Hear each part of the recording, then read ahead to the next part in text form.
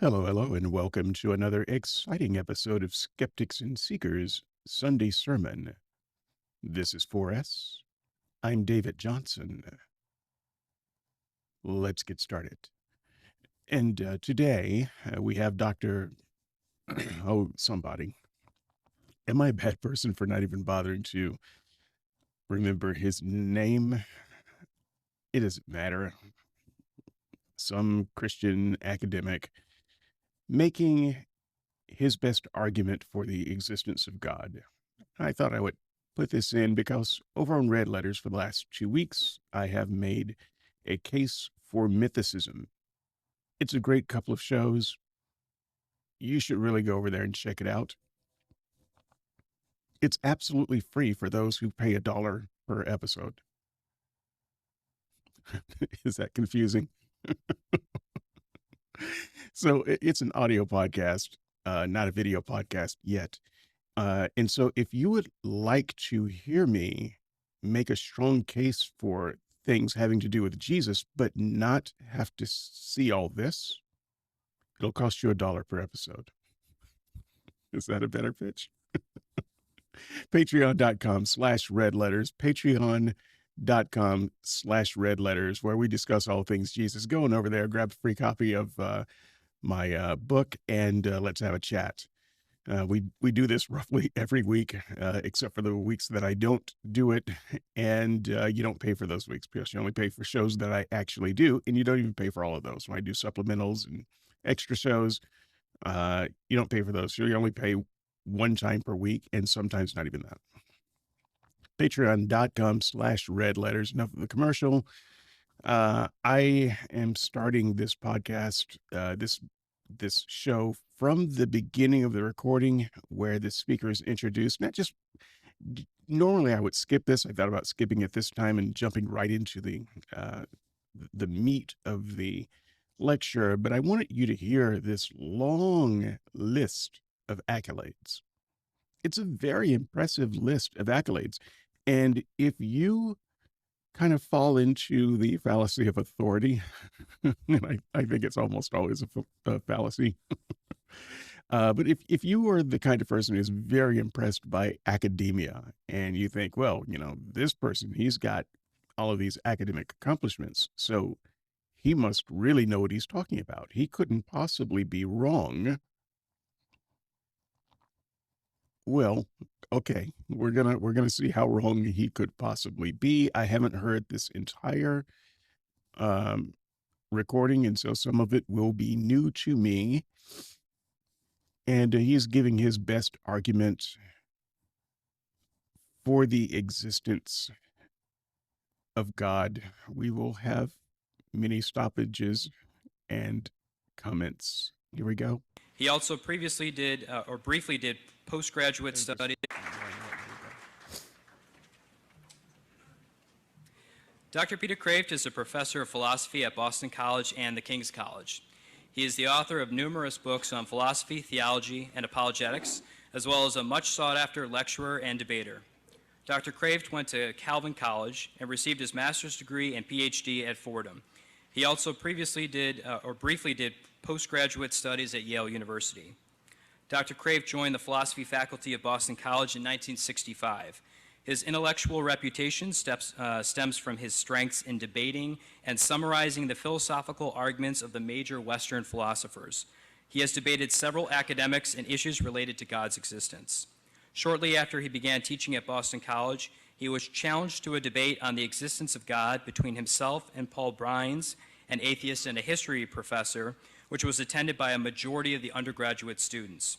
Kreeft later used many of the arguments in this debate to create the Handbook of Christian Apologetics with his then undergraduate student, Ronald Tichelli. Dr. Kreeft has received several honors for achievements in philosophical reasoning, including the Woodrow Wilson Fellowship, the Yale Sterling Fellowship, the Newman Alumni Scholarship, the Danforth Asian Religions Fellowship, and the Wethersfield Homeland Foundation Fellowship. Please join me in welcoming Dr. Peter Kreeft. Wow. With so many intellectual and academic accomplishments, this guy couldn't possibly be wrong.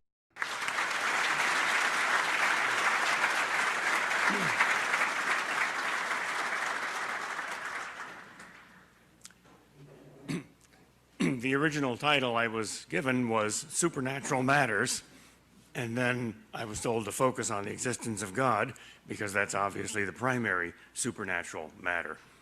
But a general point first, the master heresy in our culture and in our time, which many of the popes have called modernism, is naturalism. Naturalism means there is no such thing as the supernatural, there is only nature, that is, the universe. Carl Sagan, for instance, defines the cosmos as all that ever was, is, or will be. That cultural assumption of naturalism infects a lot of elements of our religion. You've probably heard people say, yes, I'm spiritual, but I'm not religious. I believe in a God, but God is simply all the good in everybody. And yes, I believe in miracles, but every sunset and every baby is a miracle. And yes, I believe in the Bible, but it's just useful myths. And I believe in angels, but they're just good human beings. And I believe in sin, but that's just inappropriate behavior. And the fear of the Lord is not the beginning of wisdom. It's a terrible thing. Well, that gives you another religion. That's not Christianity. That's humanism. That's self-worship. That's the devil's religion. Okay. So already I begin to question your intellect because you have brought up the devil, which is one of the biggest problems for Christians out there. But, you're talking to a room full of Christians. They just accept this stuff, uh, out of hand. They just, sure, of course there's a devil. And, if you're a humanist, then you're practicing the devil's religion. That's not a good start. Those who enter hell sing the anthem of that religion, I did it my way. Okay, and now we are entering hell as if it were a place. Haven't we been lectured a lot around here about how hell is not an actual place?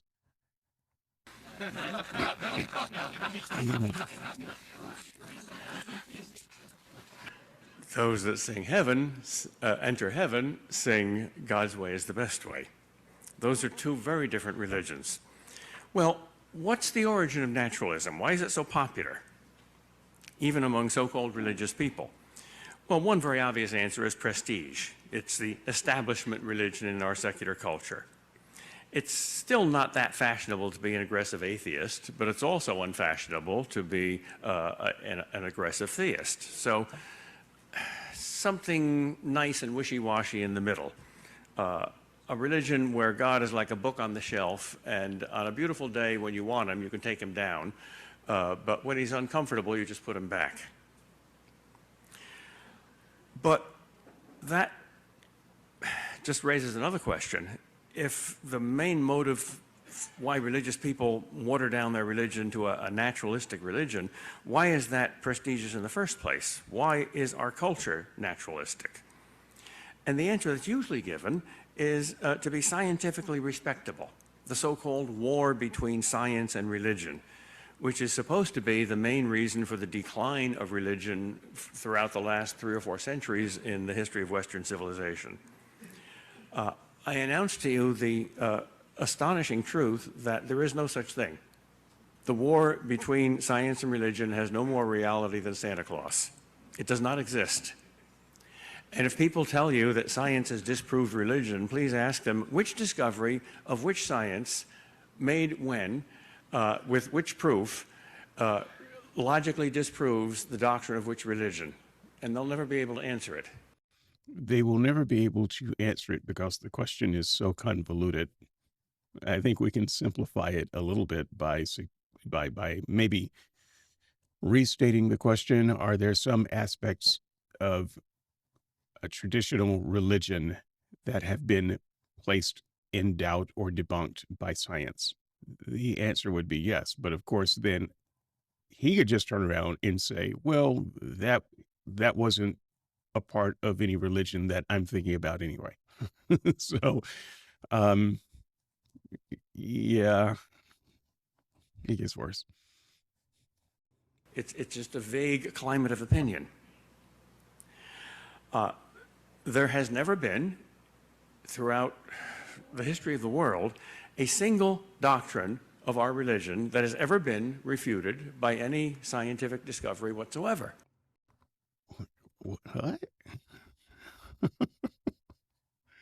I mean, wow, what an incredible claim. That's amazing, because our religion is vulnerable to scientific disproof. It's not just a series of platitudes which can't be disproved, like Mr. Rogers' Neighborhood. If the bones of the dead Jesus were discovered in some tomb in Israel tomorrow, Christianity would be definitively refuted.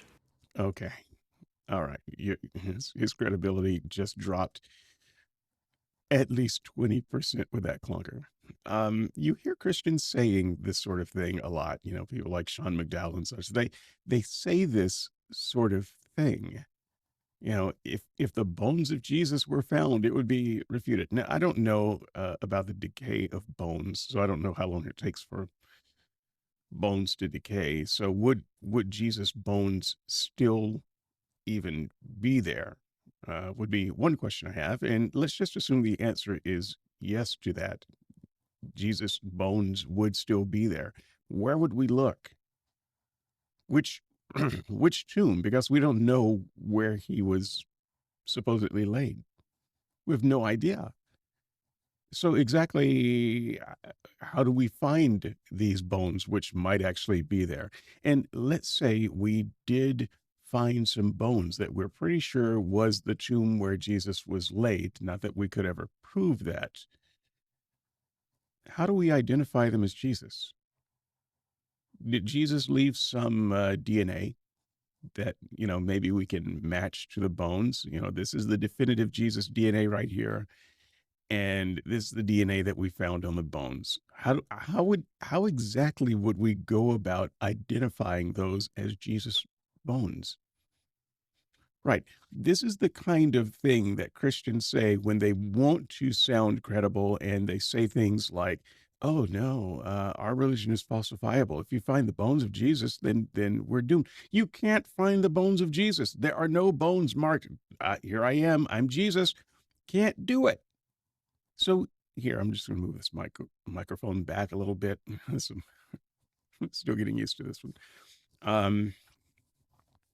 Forgive any audio issues. I'm working with a new mic. It's a good mic. Don't blame any problems on the mic. I'm an idiot.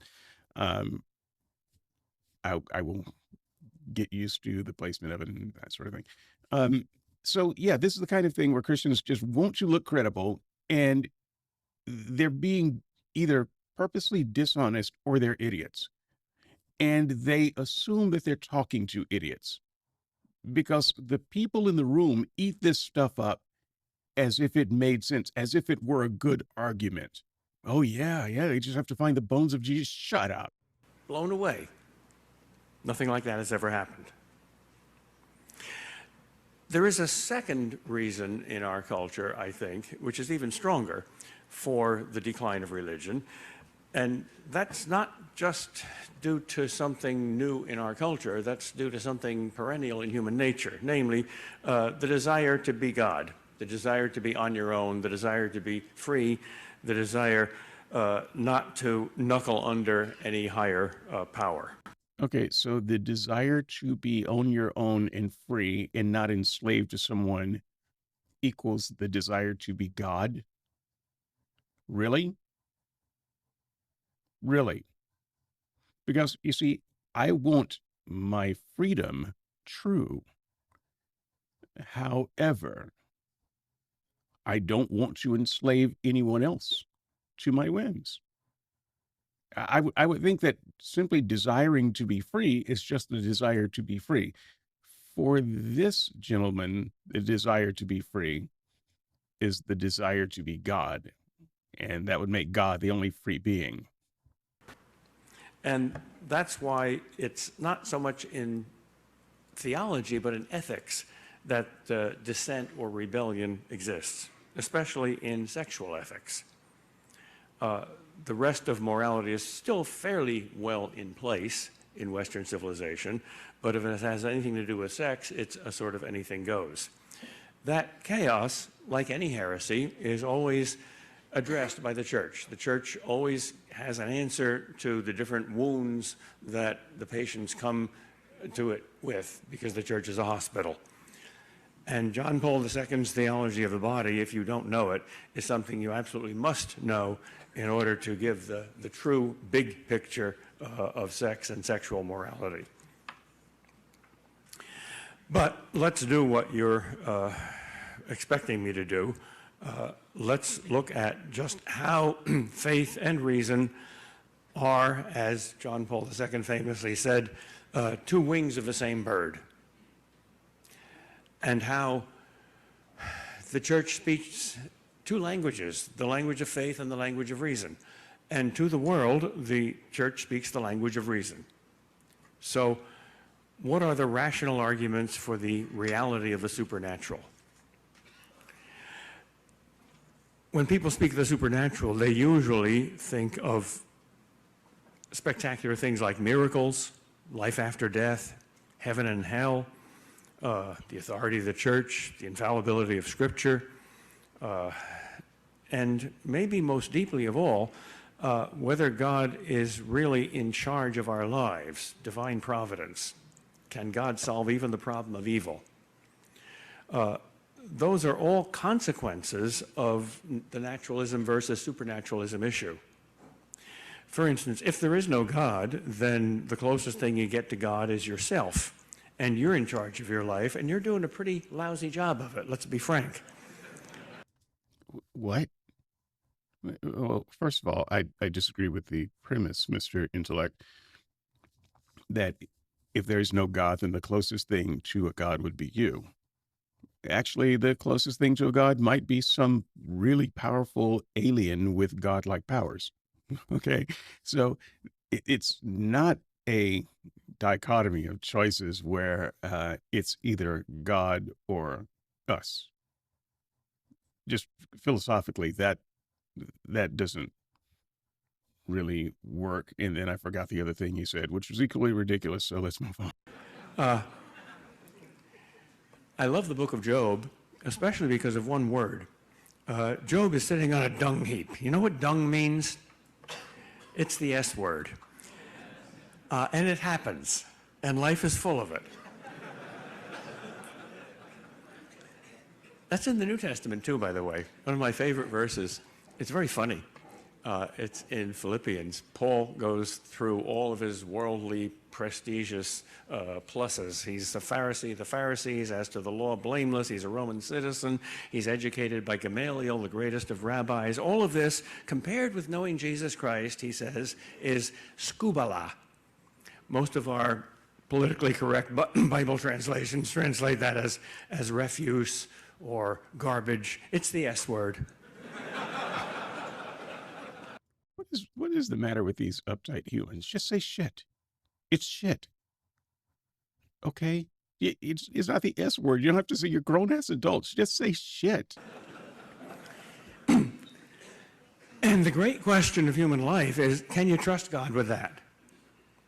Is there a God who knows so much more than you do that if he were to appear and speak to you as he did to Job, the best thing he could possibly say was the two things he said to St. Catherine in a mystical vision. He said, you only need to know two things, and all of divine revelation is about these two things, and if you fully understand these two things, you understand it all.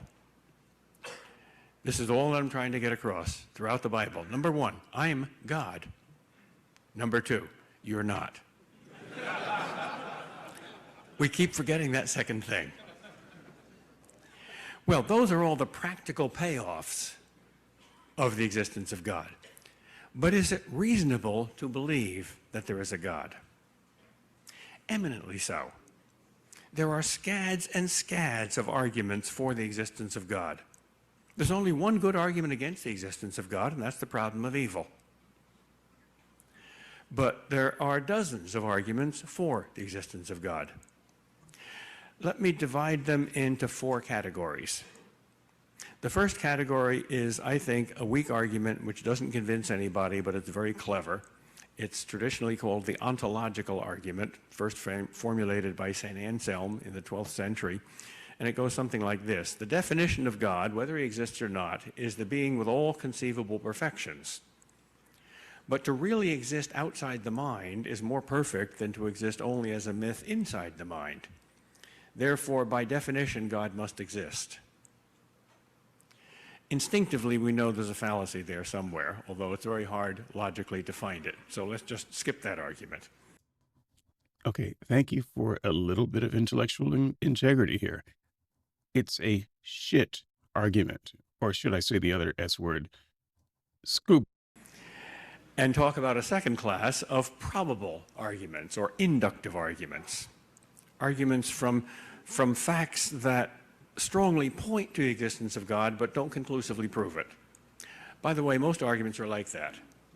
Most of what we think we know with probability. For instance, you're not absolutely certain that I'm not a homicidal maniac about to pull out a pistol and kill you. Having watched this video, I'm still not absolutely certain of that. But it's very improbable, so you took a chance in coming here. One of these probable arguments has been called the argument from common consent.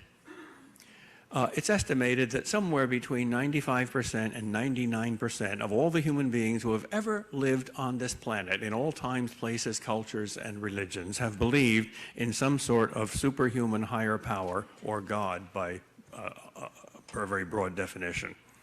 So if there is no God, then 99% of all human beings are insane. They're like Jimmy Stewart in that old movie Harvey. Harvey is a 13-foot-high invisible rabbit that only Jimmy Stewart can see, and he's the most important person in Jimmy Stewart's life. And in every other way, Jimmy is a normal, nice guy, but he strongly believes in Harvey. Well, he's nuts. Well, God's even bigger than Harvey and more important than Harvey.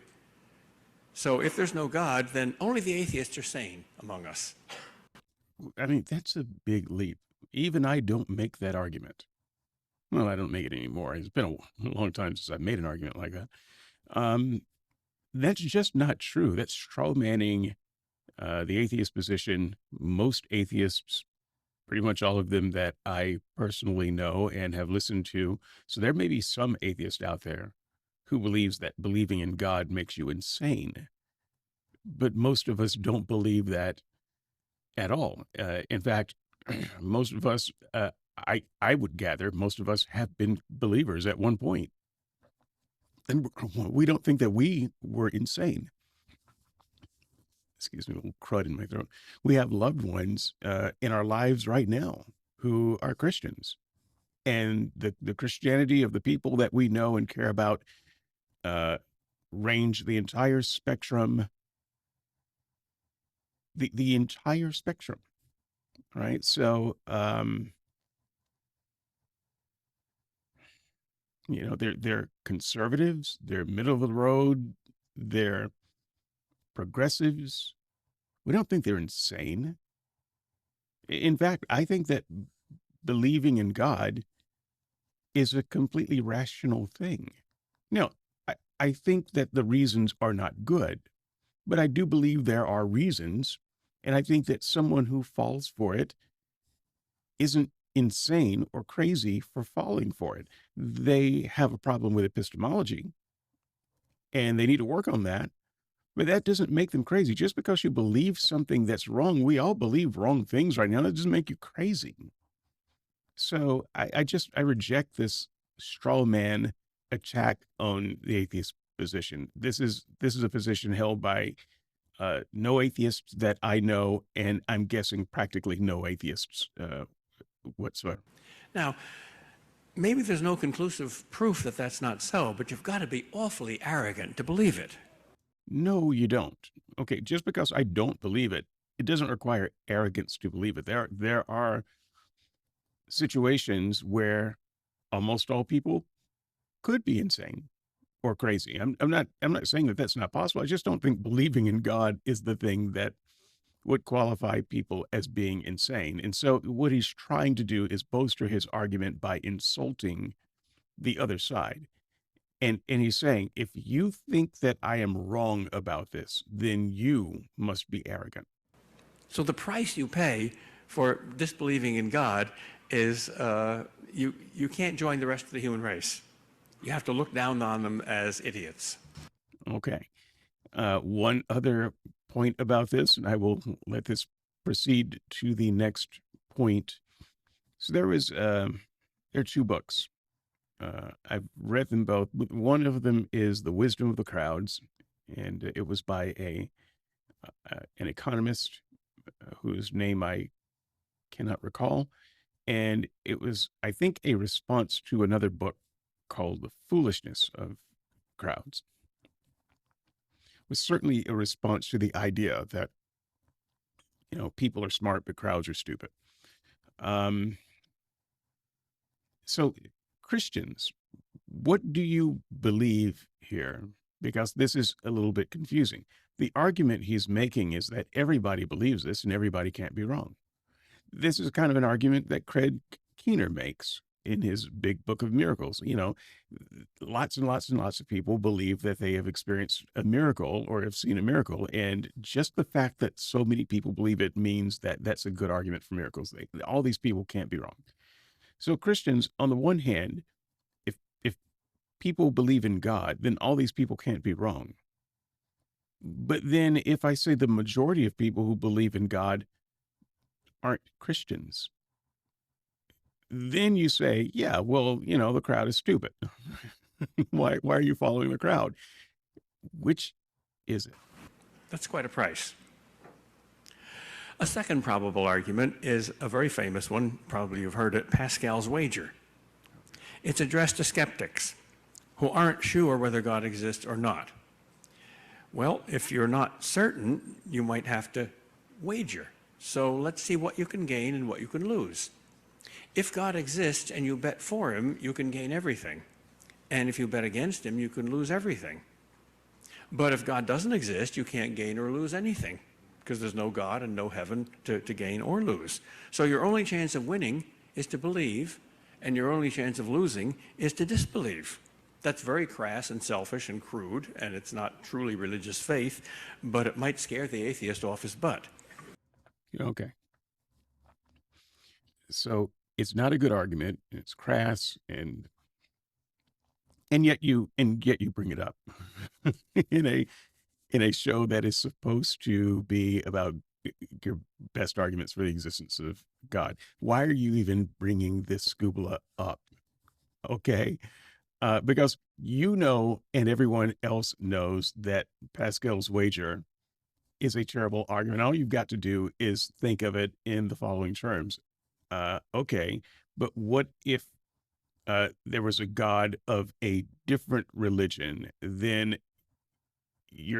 then the wager is equally bad for Christians because you've gone all in on Christianity, and maybe what you should be is a Jew or a Muslim. And so you're still facing the same odds all the time. There's no way to beat the odds with Pascal's wager. But of course, you know that because you couldn't possibly be an idiot because you got all those degrees and accolades. God's not going to be satisfied with that. That's not a very high motive for religious faith, a kind of eternal fire insurance policy. But still, it's something. No, it's not. A third probable argument is all the miracles in human history.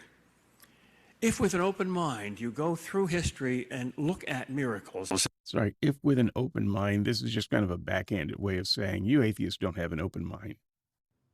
If you take a trip to Mexico City and examine the tilma of Juan Diego, if you go to Italy once every 5 years and watch the blood of St. Januarius miraculously liquefy in the public square, if you go to Lourdes and interview people who have been miraculously healed there, you'll at least be discombobulated if you're atheist. How do you explain them? Wait a minute. Do you actually believe that these are legitimate things that you're talking about right now? Do you go to Lourdes every year and bring, someone who's sick or crippled or an amputee and have them healed there? Really? No, you don't. Shut the fuck up. Well, if you don't want to believe, you can explain them in some other way. Jesus himself says in the parable of the rich man and Lazarus, even if someone were to rise from the dead, they still wouldn't believe because they don't want to. That's also an at home, But if you're open-minded, that's powerful evidence. right? So if you don't believe in God, you don't believe in these miracles, the only possible explanation is not that these miracles are bogus, it's because you are not open-minded. A fourth piece of evidence is the history of the Catholic Church. There has been no other institution in history that has been so consistent and so pure in its teaching. The Catholic Church is consistent and pure in its teaching over history. Really? Despite the fact of radical impurity among its people.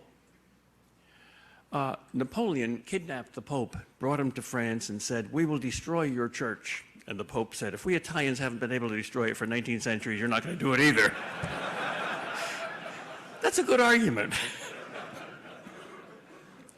Look what we've endured. A fifth probable argument is the effects that religious belief produce in people's lives.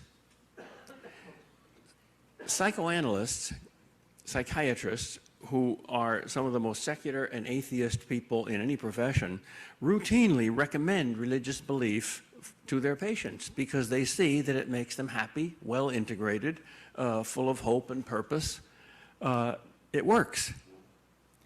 Well, if it makes you holy and happy, but it's false, then the human heart, the human spirit, which is what psychoanalysts are supposed to be investigating, is torn apart in opposite directions. And that couldn't possibly be the case. But first of all, where are the studies or the research that shows that psychologists routinely recommend religion for their patients? Does anyone have that? Because I've never seen that. So if someone wants to put a link in the comments, that's the kind of thing that a Christian lecturer can just say in front of a Christian audience, and they will just nod along and say, yes, yes, that must be the case, because he knows what he's talking about. Look at all those degrees he has. Really? Psychoanalysts, which religion do they recommend? Is it just any old religious belief? Is that what he's touting? That any religious belief is better than no religious belief? Because that's actually not a plus for Christianity. It's a negative. Christianity is just one in many false beliefs that just happens to have a positive result. Second, I question the idea of whether being religious makes you happier or more fulfilled. Now, I agree that it does for some people, but I would also argue that it might turn some people into serial killers. Just look at the jails, look at the prisons. This is a statistic that you can look up. Most of the people in jail, especially those who claim to be religious, are Christians. They're Christians. And you know what else? They did it. The two best things in your life, goodness and truth, lead you in opposite directions. That's quite a price to pay. And look at all the saints. Are they the stupidest people in the world? Does being really good make you really stupid? Okay, this kind of emotional polemical appeal, this is just bad sophistry. All right, this is not an argument for anything. It's an argument to try to make you ashamed to be an atheist. All right, and it might work for some people. Oh, all the good people are religious. This is kind of the statement. So if you're good, then you're obviously religious. And if you're religious, you're crazy. And is that what you're trying to say? Those things do not connect at all. And, you call someone a saint to kind of demarcate them from good people who are not religious. But let me just turn the question around. and say, what about all of the good people who are not believers? Are you saying that all of them are stupid? Look at Jesus Christ. No one ever had more faith than he. Is he the stupidest person who ever lived?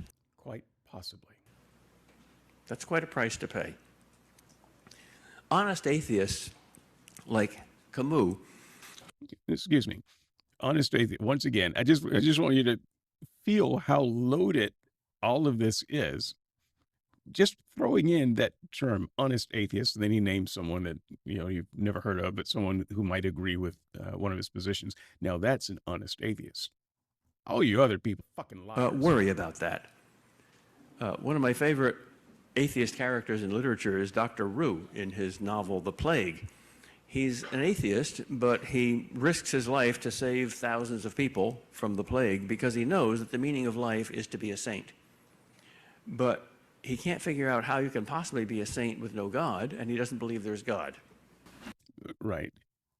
I'm going to let you guys just comment on this. You can't be a saint without there being a God, but the connection is you can't be a good person who is ethical without there being a God. Because, yeah, you don't have to call yourself a saint to be a good person. And he's conflating the idea of goodness and sainthood being the same. If you're a good person, then you must be a saint, but you can't be a good person / saint without God. I'm beginning to question the provenance of some of these degrees he has. And he never solved that dilemma, and neither did Camus. You got to admire his honesty. Honest atheists are unhappy. What? I'm sorry. I really want to let this go for a while, but I can't stop hitting the button for some reason. Honest atheists are unhappy. I'm sorry. Dishonest atheists are happy. Makes a big difference. Jesus didn't say, by the way, that all atheists go to hell and all theists go to heaven. He said, all who seek, find. All who honestly seek the truth will find it. If not in this life, then in the next. So if you don't have the truth, you're obviously not honest.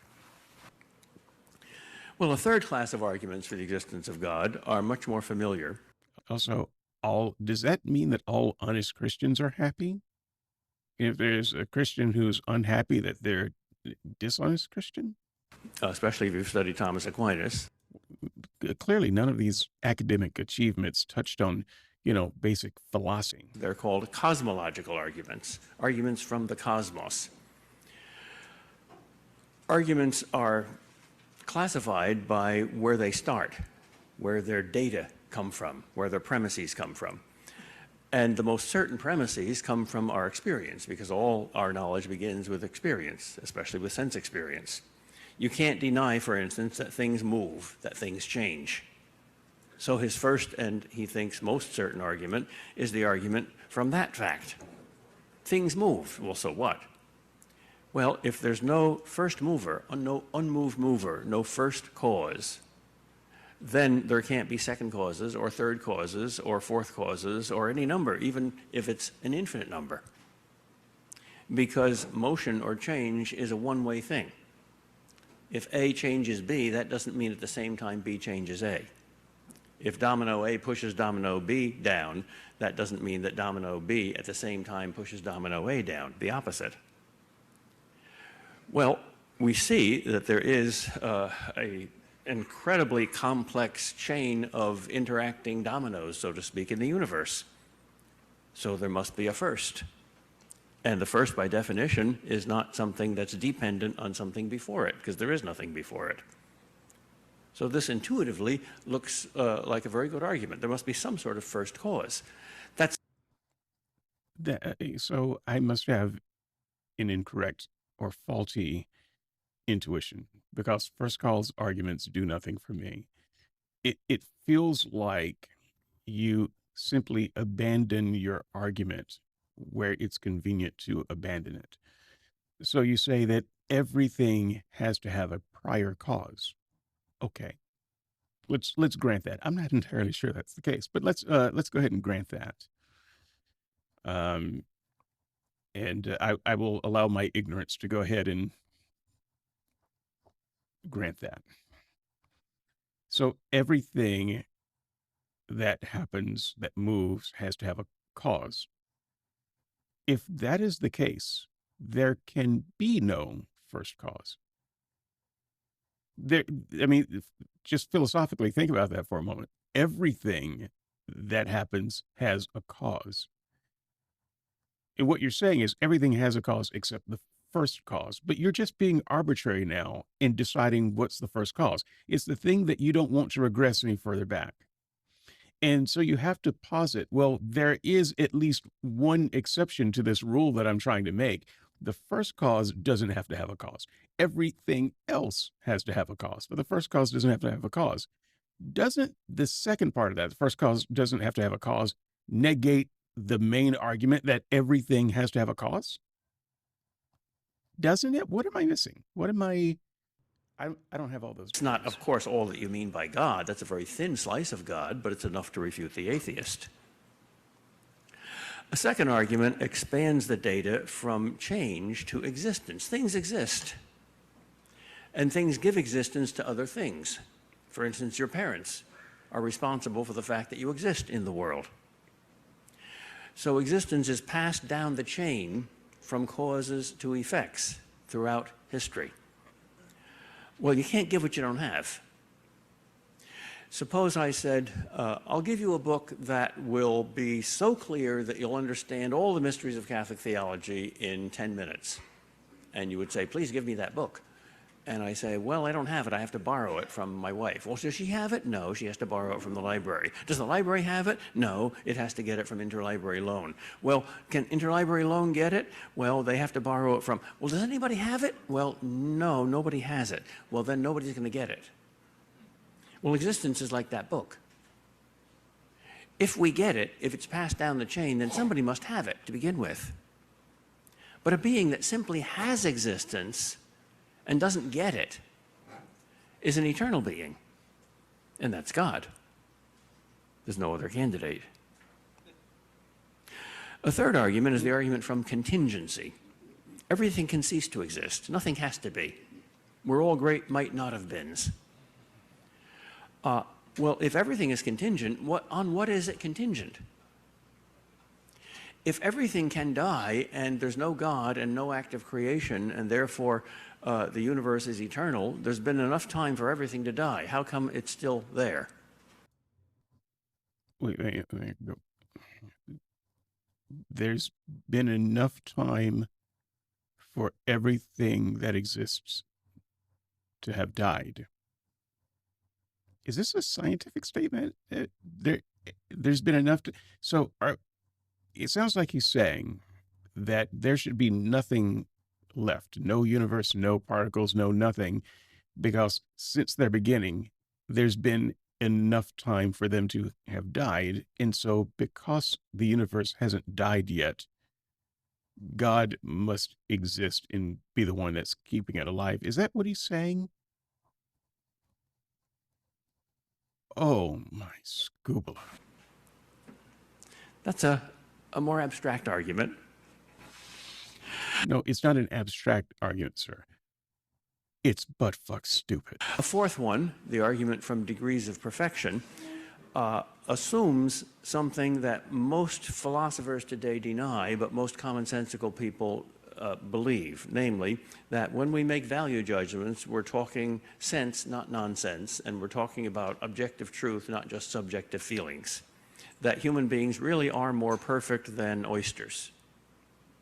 If you don't believe that, please don't invite me to your house because you're either a cannibal or a vegetarian. If one thing is really more perfect than another, there must be an absolute standard by which you judge that. Do you have any resident Catholics out there? Do Catholics actually believe that or resident philosophers, human beings are more perfect than oysters? He's suggesting, I think, that human beings are the most perfect thing of all. Well, human beings might have more intellect. They're certainly bigger than oysters, but that doesn't mean that we're not flawed. And that would not imply that oysters aren't perfect for what they are. So how do you, in fact, come to the conclusion that human beings are more perfect than oysters? I don't, for instance, have that intuition. Now, I also don't eat oysters. I'm not a vegetarian. I just don't like oysters. Shrimp. I will do a plate of shrimp in rapid order and ask for more. 3 is a higher number than 2 because it's closer to infinity. No, it's no. No. Okay, he's about to go into a whole series of these. I should reserve my comment for when he's done. But 3 is a higher number than 2 because it is a higher number than 2. It's not because it's closer to some other number. Here, I'll be back. No finite number is infinity, but that standard must be valid in order to be used. Maybe nobody will get 100 on my test, but 99 is higher than 98 because it's closer to 100. No, it's not. What the hell? It could be, for instance, a situation where 99 is the highest possible number you could achieve. 99 is higher than 98, not because it's closer to some unachievable higher number. It's greater than 98 because it's greater than 98. That's why. Because if you have 99 things and 98 things, there's one more thing in the pile of 99 than there is 98. That's why it's higher. It's not higher because it's closer to some idea of perfection or infinity or what the hell? So on the assumption that our value judgments, at least sometimes, are objectively true, the degrees of perfection that exist in the universe mean that there must be some absolute standard, some most perfect being. I would say that this is the worst argument I've ever heard, but I've heard more of this lecture. And that's one of the definitions of God. The fifth argument is the most popular of all. You find this in all primitive cultures.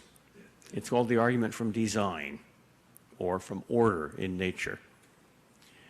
We couldn't design anything as remotely perfect as nature.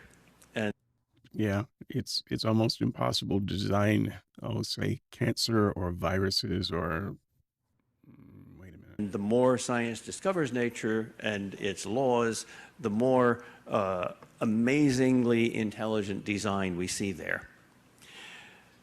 The concept of design is not something that hard science can define or verify. You can't quantify it. So I don't think this is a scientific proof for the existence of God, but it's certainly a good philosophical proof for the existence of God, because obviously nature is not random merely, and when it is random, it's designed randomness, like a roulette wheel. Okay. Obviously, when I hear a term like that, he's just asking you to shut off your brain. I mean, obviously, intuitively, for me, I mean, you would have to be an idiot to disagree with what I say next. That's. So the order in nature pretty clearly and immediately bespeaks some sort of a mind. Think of the human brain, the most complex piece of matter we know in the universe. It enables you to think. Excuse me, the human brain is the most complex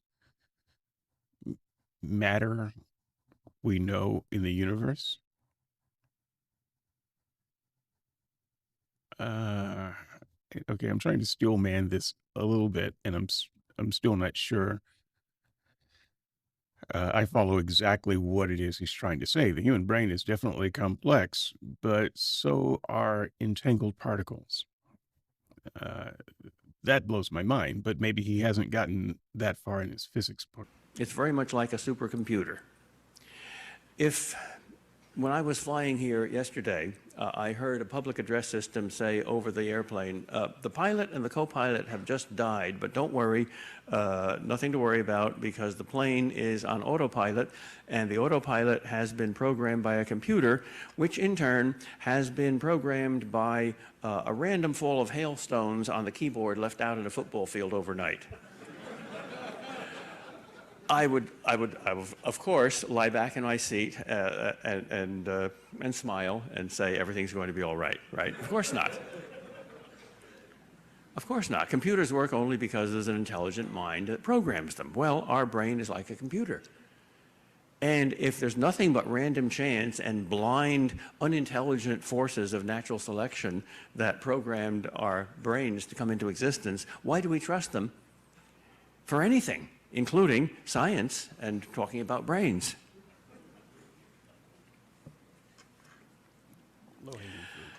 A fourth and most interesting class of arguments could be called psychological arguments. All our experience is two-poled. That is, there's a subject and an object. There's an experiencer and an experienced thing. There's a knower and a known. And the modern mind is much more interested in the subjective, the psychological, than the ancient mind was. Probably because we're teenagers now. Little kids say, what's that, what's that, what's that? But teenagers say, who am I? Do people love me? Do I have zits? What's the meaning of my life? Shall I commit suicide? Am I ugly? Well, that's us. It's a natural development. It's neither good nor bad. So it's these arguments that intrigue us the most.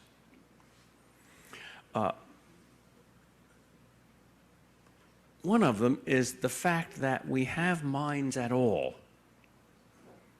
that what exists in human experience is not just matter, but also mind, reason, human reason.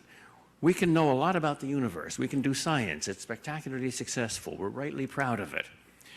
But science always expresses itself, or tries to express itself, in universal formulas, like force equals mass times acceleration, or energy equals mass times the speed of light squared.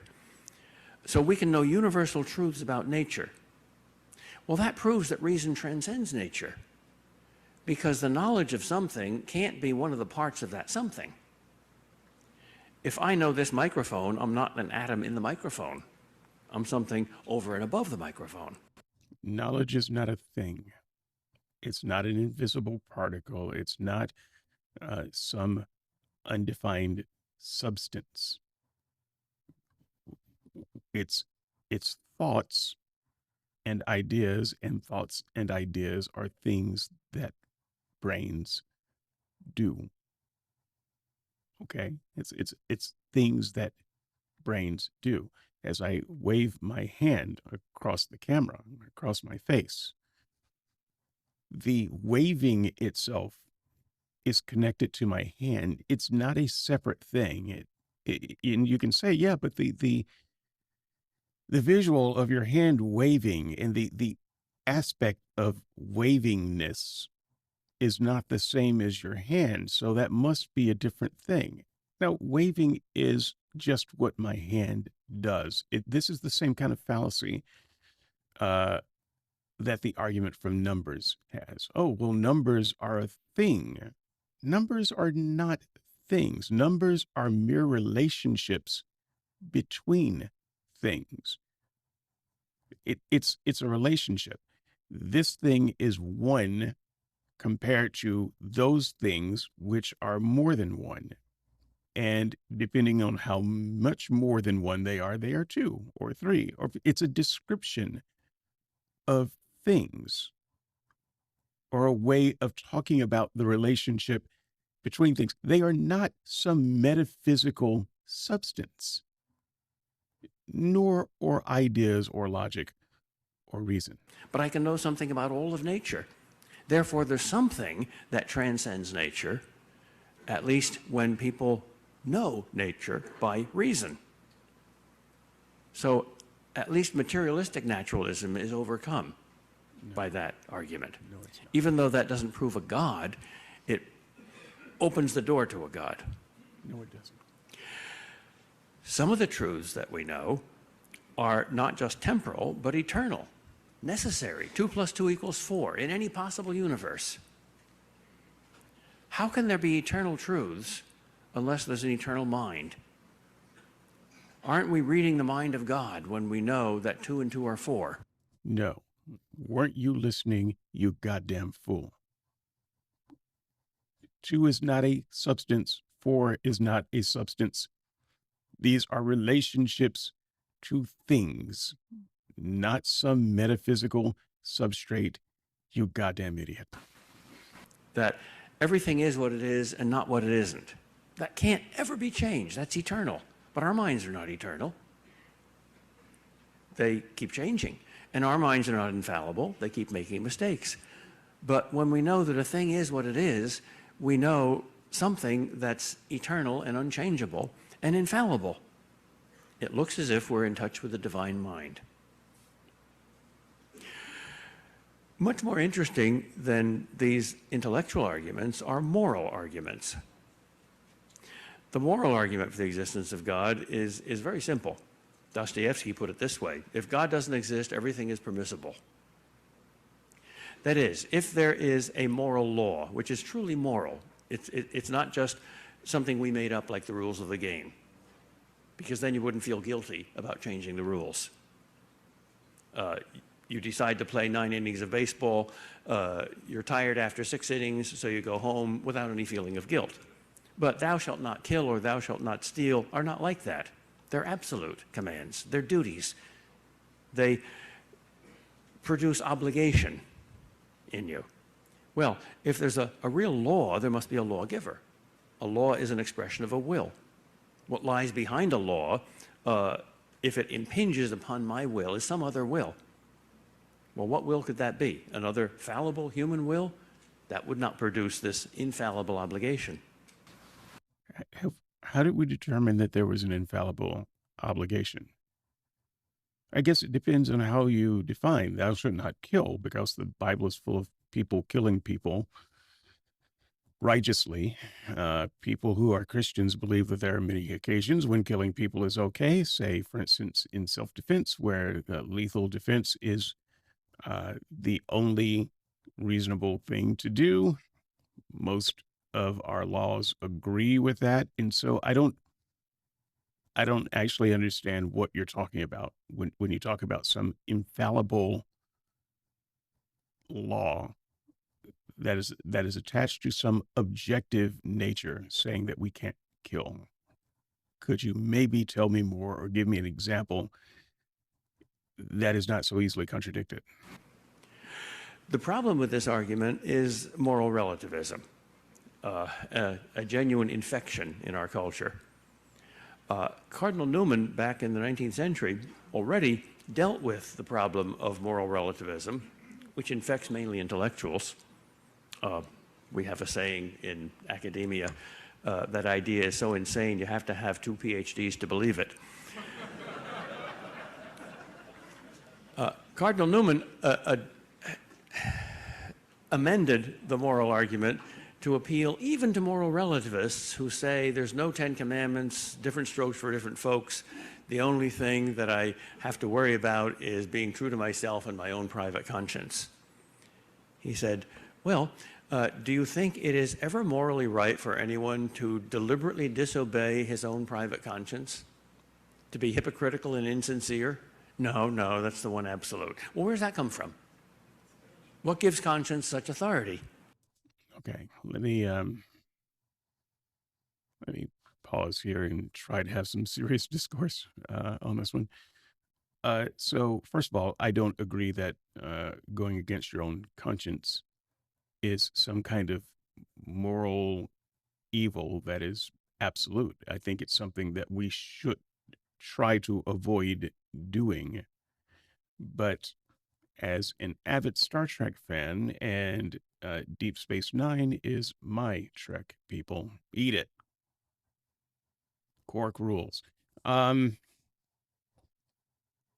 was an episode where Captain Sisko was in a bit of a quandary. He was following along with some convoluted scheme of Garrick that he knew in his heart was going to end in, well, something really bad happening. He knew it, but he followed along with it because the greater good that he knew would come from it is actually the objective that he wanted. And yet his actions went against his conscience. He had this little monologue at the end of the episode, which resonated with me, that the saving of millions of lives or more would be well worth the price of one man's conscience. So I do, in fact, believe that there are situations where your personal conscience should not be the highest authority. So just dealing with the example that he gave there, I would say that you need to give a better example. Now, the example that Christians tend to give, someone like McDowell, would be, do you think that killing babies for fun is wrong? All right. So first of all, you have to ask yourself, why would they go to such an extreme example like that? Because only a psychopath would think that that was okay. So why are they going to this kind of extreme, this kind of example that does not exist in nature? And by nature, I mean perfectly mentally healthy people who believe that this is okay. That no one does. So why are we going with this kind of hyperbolic example? Why can't we use real examples and talk about real things? Well, the reason the Christian can't use real examples and talk about real things, let's say abortion, is because the latest polls say that the majority of Christians think that abortion is okay. So the moment they get into real examples of real things, homosexuality, whatever it is, the moment they get into real examples of real things, then they have a conflict within their own tribe. And that torpedoes their entire argument. So they have to use outlandish examples to try to make this point. And I would say, first of all, if your point requires some outlandish example that is not indicative of what happens in the real world, your argument is in serious trouble already. The fact that you had to go to killing babies for fun, torturing babies for fun. Okay. The next problem, though, with this whole kind of moral argument is an appeal to emotion. You're trying to find something where you can get the atheist to agree with you on that this thing is wrong in all situations all the time. Okay. So let's say you come up with something, torturing babies for fun. This is how far they have to go to come up with something that you can get both sides to say, well, okay, that seems wrong all the time. So you've got two people in agreement on that. Have we established that it's objectively wrong? Now, bear me out, because this is part of the Christian strategy to get you to question or deny that it's objectively wrong. And then they just win on the emotional appeal. You see, this guy must be a psychopath. That's the entire point of this argument. And so it's kind of trying to bully you into saying, well, okay, this thing is objectively wrong. No, you don't have to be bullied there. You can say, it seems like it's wrong to me. It seems like that would be wrong in all situations all the time. And I wouldn't want to live in a society where people tortured babies for fun. You can say that without acknowledging any kind of objectivity. All you have accomplished there, and let's say that this is a universal thing among all mentally healthy people, that torturing babies for fun is wrong. That every mentally healthy person agrees with that. All you have discovered is one area where we have universal agreement. Universal agreement doesn't make it objectively true. We have universal agreement on a lot of things that are bad. There was a time when maybe it was universally agreed upon in small villages that it was okay to, capture and force women to be your wives. And the wisdom of the day would have been, well, what's wrong with that? you know, we have some universal agreement on that. All of the little villages do it this way. So, I mean, why should we question that? Uh, Everyone in a village can universally agree that tossing babies in volcanoes is a good thing. Okay, well, that universal agreement doesn't suggest that it's right. So all you have done is emotionally bullied someone into, maybe assenting to universal agreement. That's not the stuff of objectivity, though, because we can all be wrong.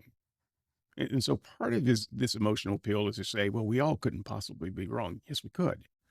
So the better way to respond to this argument, if this is ever presented to you, and I've done this many, many times, it has never failed. Maybe someone can engage me in the comments now, and maybe it will fail. Let's find out. Please bring it on. But the better way to respond would be simply to say, yeah, I actually think that's wrong. And I know why I think it's wrong. And I can give you reasons why I think it's wrong. But Mr. Christian, we don't think the same way about morality. Why do you think it's wrong? Tell me. Yeah, torturing babies are fun. We both agree that that's the thing that mentally healthy people should not be doing. We think that's wrong. But we think it for different reasons. Why do you think it's wrong? This is a problem for the Christian. The Christian never wants to talk about why they think a thing is objectively wrong, because then their choices narrow down very quickly. Well, it's wrong because it goes against God's nature. And tell me, Mr. Christian, what do you know about God's nature? Where did you get this knowledge about God's nature? Well, I read it in this book. Anytime the answer devolves to, I read it in this book, they're done, and they know it. So they will say anything and everything to keep from saying that. What they will say is, well, my conscience tells me it's wrong.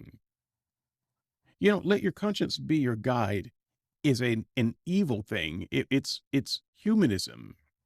It's the religion of Satan until it becomes the only place that the Christians can go for retreat. My conscience says it's wrong, and my conscience is ordered by the Holy Spirit. Right, except when your conscience tells you to do something that is wrong, right? So we all have a conscience. We all have some piece of the Holy Spirit, and it's telling us that it's wrong. Great. So then why do we have disagreements on other things? It's, the moment they go to something like this, how do you know the Holy Spirit works this way? Because it says so in a book. You're done. It's done. It's over at that point. And so you don't have to be ashamed to think that there are some things that are always wrong. And I think it's trivially easy to tell an evolutionary story of why we would have evolved to think that torturing babies is maybe not conducive for our species. You know what we don't have a universal agreement over? Torturing ants. Because lots of little kids and even bigger kids like to cook ants to death under a magnifying glass, because to them it's funny and fun. It's great entertainment. I think that requires a bit of psychopathy, but it seems to be a part of the human animal that's okay. And we have to be taught different. We have to learn our way out of it. And so, we haven't evolved necessarily to think that torturing small animals is wrong. I mean, that's a lot of people agree on it. It's not universal. So, Christians, do you think that's wrong?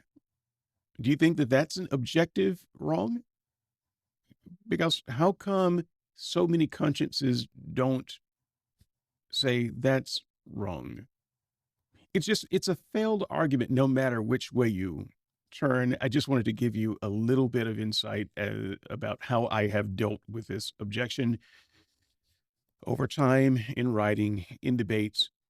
Uh, you can engage with people on the moral argument and be on very solid ground. Some of the things that I have talked about here in this little bit of discourse has, in my estimation, never been debated and never been particularly well challenged. So, if someone would like to point out where I'm wrong and challenge me and embarrass me in the comments, please bring it on. Please. You're treating your conscience as if it's a prophet of Almighty God. If there's no God, why do that? If conscience is just the voice of society, why are you treating society as God? We're not treating it as God. You are treating it as God. We don't believe in a God. But we can say that conscience is a part of an evolutionary priority that we've developed. We can say that society is very important because we're social creatures and we want to live peaceably in society. That doesn't mean we're treating it as a God. You goddamn lying fool. If conscience is just what your parents want, why are you treating your parents as God? We're not treating our parents as God. Aren't you listening? But you have to have some bit of respect for your parents and what they say because they're the one giving you your next meal, you goddamn fool. If conscience is just your animal instincts, why are you treating that as God? Your animal instincts are not God, but they are, in fact, your animal instincts. A little bit hard to get away from the fundamental nature of what you are, you goddamn fool. If conscience is just what happened to evolve this way, why are you treating that as God? Asked and answered. That can be a dangerous argument because it can produce the opposite result from what you want. If God does not exist, everything is permissible. It's assumed that you're sane enough to say not everything is permissible, therefore God exists. But you might say, you know, you're right, God does not exist, and therefore everything is permissible. The hell with morality. You goddamn fool. So you can also reverse the consequences with your argument if all we're doing is being polemical. And I think that this is more realistic. The Christian could say that you should do things because God tells you to. And so when God tells you to kill your child for him, then you will do that. Right? I'll perform a conscienceectomy on myself. I mean, no one would possibly kill their kid for Jesus, right? So you got to watch out who you use that on. I was teaching ethics once at Boston College, and I had two very intelligent, strong, radical feminists. Let me just say, I know far more Christians, including my own father, who have been willing to say publicly and from pulpits that I would kill my own son if God told me to do it. I know of zero atheists who believe that everything is permissible.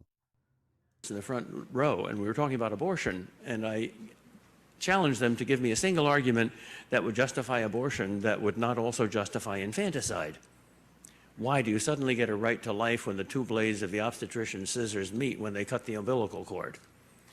And they tried to answer the question, and I thought I refuted their answers pretty well. And after class, they came up to me and said, "Professor, congratulations, we didn't think you could do it. You changed our minds. You're very rational." I said, "Oh, good, you're pro-life now?" "No, we're pro-infanticide." Very funny. This type of anecdote is told by Christians all the time. They're lies. They never. I didn't think it was funny at the time.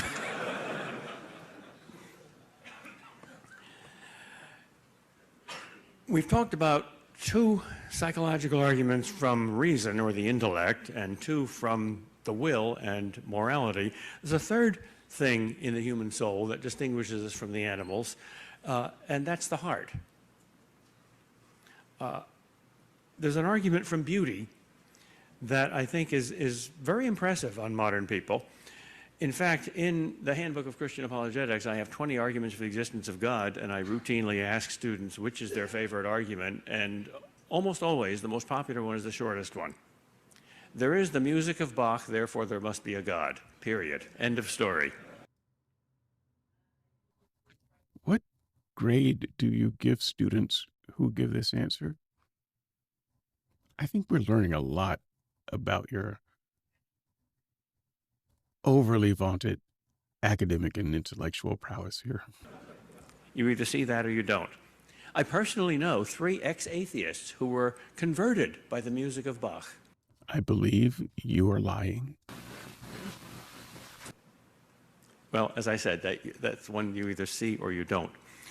But probably the most interesting argument of all is the argument made popular by C.S. Lewis. It's often called the argument from desire. If you look at the human heart, you find that it desires all sorts of things. And you can classify desires as either natural and innate and universal human desires that everybody has in all times and places and cultures, or artificial desires that are stimulated by advertising or things you see in your life but not in somebody else's life. For instance, there's the desire for the Red Sox to win the World Series again, which exists in Boston but not Washington. There's a desire to go to the land of Oz, if you like the movie. A desire to fly through the air like Superman, if you've ever seen Superman. Those are not universal desires. They don't come from human nature. They come from outside. But there are a number of desires that everybody has. Hunger. We want food. Thirst. We want drink. Sexual desire. We want sexual happiness. We're lonely. We want friends. We're curious. We want knowledge. We want to see beauty, not ugliness. We want a good conscience, not a bad conscience. We want other people to love us, not hate us. Every human being who ever lived has those desires. All right. Look at all the other natural desires, the ones I just mentioned, and one thing common to all of them is that they correspond to something real. If there is a hunger, there must be a food.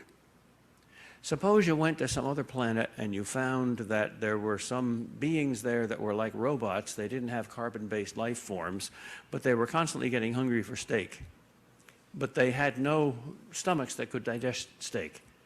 That would make no sense at all. You do know that there are people who hunger for milk, just as an example, but cannot drink it because they can't digest milk. All right. I'm trying to let this argument go because we're close to the end, as you can probably see on the film here, the little meter. I don't know if it's showing up in the video or not, but we're getting down to it. But this might be the worst argument I've ever heard. I am familiar with this argument. You know, if you desire something, then that something must exist. But that only works if the Christian will agree that it's an innate human desire and not some artificial desire. And so here the wheels fall off of the argument. They say that he says that flying like Superman is a desire, but it's not innate. It seems like it. I don't know that I've ever met anyone who didn't fantasize about flying. You know, when I've talked to people about it, they think flying is a pretty good idea. So I'm not sure that that's not innate. I don't know how you kind of divide up those categories of innate desire and artificial desires. So that's one of the places where the argument falls apart. But even if you can claim that you've got an innate desire, you are still not making a case for objectivity, because we can make a very scientific case that homosexual desire is innate. But then the Christian would inveigh against that. In fact, they would say that our sense of desire has been corrupted by sin. So I'm not sure how you're making this distinction between innate desires that's, say, not corrupted by sin and innate desires that are corrupted by sin. This argument just doesn't work on any level. But I mean, the real clunker of the argument is that if you desire it, and it's the kind of desire that he approves of in his hierarchy of desires, then that thing that you desire must exist. Let's hear him finish making that argument. Suppose these extraterrestrials were monosexual beings, a race of Romeos without Juliets, but they were constantly falling in love with non-existent Juliets. That would make no sense at all. So every one of these natural desires corresponds to something real. That's why it exists. Hunger means food. Now, if you examine your heart, if you're totally honest with yourself, you have to admit that you're unhappy. Nobody is totally, completely happy. You get little bits of happiness, and they're like appetizers, and you want the meal. But nobody's ever eaten the meal in this life. What we want is indescribable. If you call it God, you can't define that. If you call it heaven and you make pictures of heaven, they're silly pictures. Write down a list of all the things you want to be in heaven and then imagine yourself getting them for all eternity. How long would it take for you to be bored? Not too long. So we can't understand our own hearts. We can't understand what we desire. Maybe heaven's a myth. Maybe we made it up. All right. But we want something eye has not seen and ear has not heard, nor has it entered into the heart of man. We all want that. Okay, so we want heaven, but he acknowledges that heaven might be a desire we have that's a myth. Doesn't that torpedo his argument? No, he just shifts it to saying, well, you might want heaven, but you don't know what you want. And so you just want something that's undefinable. And that's where he inserts a God. If we're totally honest, we might think it's impossible, it doesn't exist, we can't ever get it, but we'd like it. We'd like there to be a movie about heaven so fascinating that you want to see it over and over again forever. Never been such a movie. Never been an even good one. Interestingly, there have been interesting movies about hell, but not about heaven. Maybe that has something to do with the fact that we're better at imagining villains than heroes for most of our fiction. But in any case, we all want something that's beyond our understanding. And that's an innate desire. Whenever we experience a tremendous joy, it always seems as if it's a pointing finger, pointing beyond itself, as if it's the smell of a food we haven't quite digested yet. All right, what does that mean? Well, put the two premises together. Every natural desire corresponds to a reality. Wrong. We have a natural desire for something that we call God. Wrong. Conclusion, God corresponds to a reality. Stupid. Doesn't mean you're going to get him. You might die of starvation, but it means that he exists. No, it doesn't. That argument not only, I think, proves the existence of God, but reorders our lives. This great man with a towering intellect and many academic achievements believes that that is proof that God exists. And you wonder why I have so much disrespect for the very idea of Christian academia. Because our lives are really governed not primarily by our reason, maybe they should be, but by our hearts, by our desires. Our reason itself is directed by our desire. Think about this. Why? Because it's interesting. Because I want to. Desire is like the captain of the ship, and reason is like the navigator. And they should respect each other. The captain should listen to the navigator, but he has the power of saying, I don't want to listen to you. Throw your charts overboard. So our hearts can be stupid, or they can be wise, but they're really the boss. So this is, in one sense, the primary argument from within, because the heart is, well, the heart, the primary organ. Okay. Are we just anthropomorphizing here? Because the heart, as you're describing, is not an organ at all. And yet Christians talk like this, the heart, and then they point to their chest. I don't know that it's just anthropomorphic here. I think there's some real confusion among Christians about what the human blood pump actually does. To get rid of this argument, the atheist has to say that, well, all the other desires do correspond to realities, but this big one doesn't. We don't say that. No atheist would say that. I've never heard an atheist who says all of our our desires correspond with something in reality. Who believes that? In that case, life is something like the following very bad joke. You know, I really get incensed when Christians do this. They're talking to a room full of Christians, and then they just misrepresent who atheists are and what they believe and how they think. And that just perpetuates misconceptions, misinformation about atheists and what they believe, because the Christians take this uncritically, as if this man knows what he's talking about. Several times in this discussion, he has misrepresented what atheists believe. And yet I suspect, this room full of people just nod along thinking, yeah, well, I guess that's what atheists believe. I mean, this great man said so.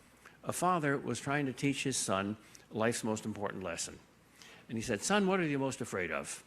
And the boy, who was about 5 years old, said, high places. So the father said, see that 10-foot high wall? Go climb up on that wall. Oh, Daddy, I'm afraid. This is why you have to do it. Okay, now what? Now jump. Oh, I can't do that. Yes, you can. Why? I'll catch you. Promise? Yes. Promise? Yes. Okay, here I come. Oh, you caught me. Thank you, Daddy. Can we go home now? No. One more time. 15-foot high wall. Daddy, I can't do it. Yes, you can. Remember the 10-foot high wall? I promise I'll catch you. Okay, here I come. Oh, thank you for catching me, Daddy. Can we go home? No. One more time. 20-foot high wall. Can't do it, Daddy. Yes, you can. Do you promise you'll catch me? Yes. Cross your heart and hope to die? Yes. Okay, here I come. Wee, splat. Ah, Daddy, why did you catch me? To teach you the most important lesson in human life, son. Never trust anybody, not even your father.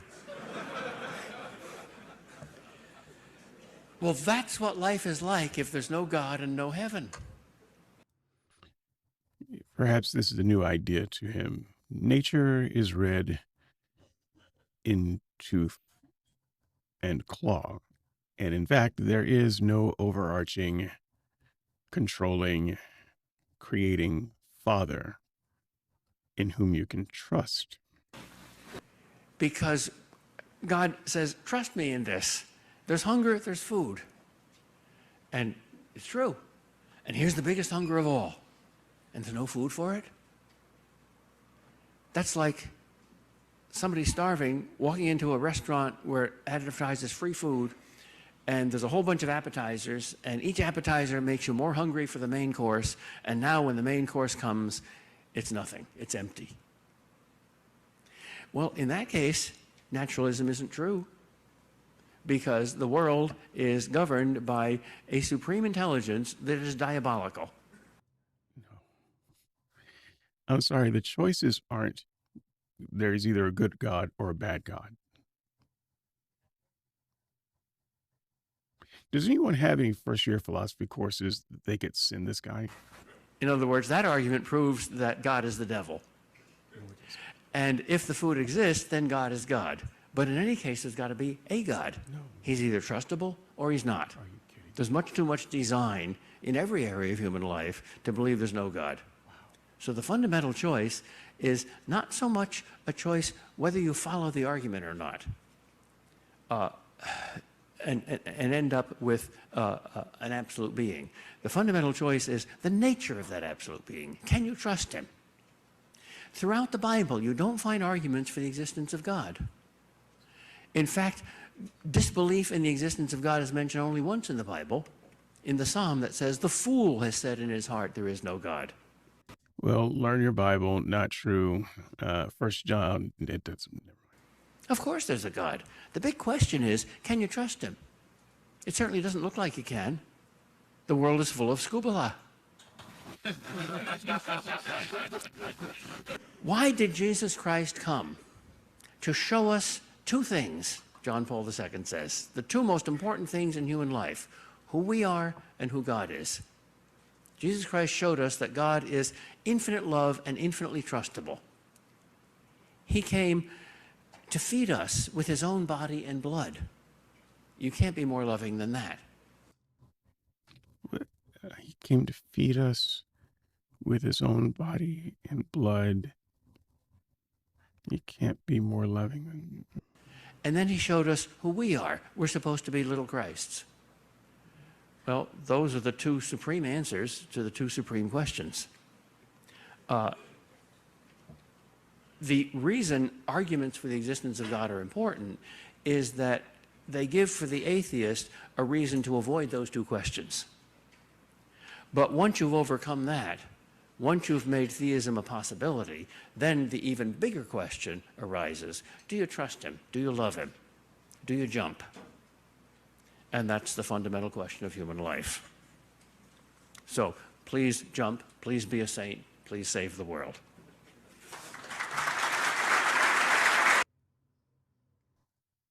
I'm so sorry. I am so sorry that after hours and hours and hours of searching for a good presentation on the existence of God, that I hand this to you instead. So let me just acknowledge that along the way, I did find better presentations, people who made better, more convincing arguments, but some of those presentations were so dense,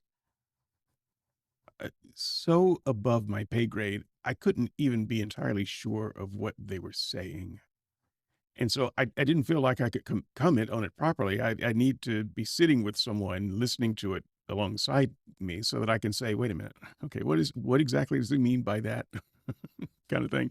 So arguments for God can be kind of like these, so stupid that even Christians face palm, or so high intellectually that no one can follow them. Some of the better presentations I saw were very short, 2, 3 minutes, 10 minutes, 12 minutes.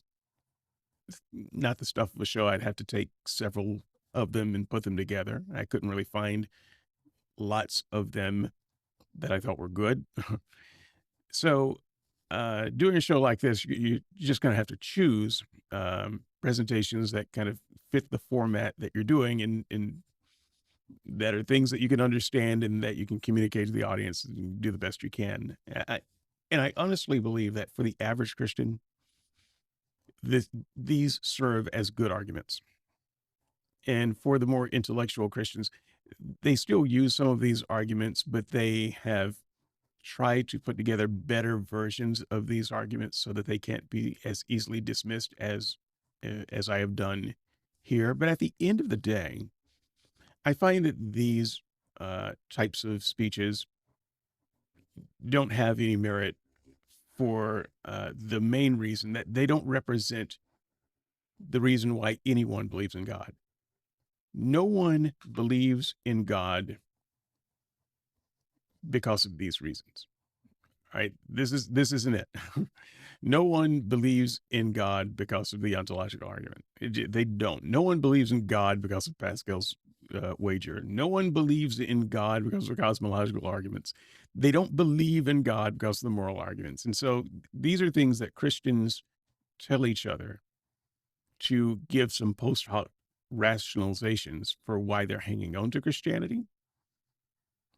But no one goes to a youth conference, an unbeliever, and then gets a double dose of the moral argument and becomes a believer. That's not it.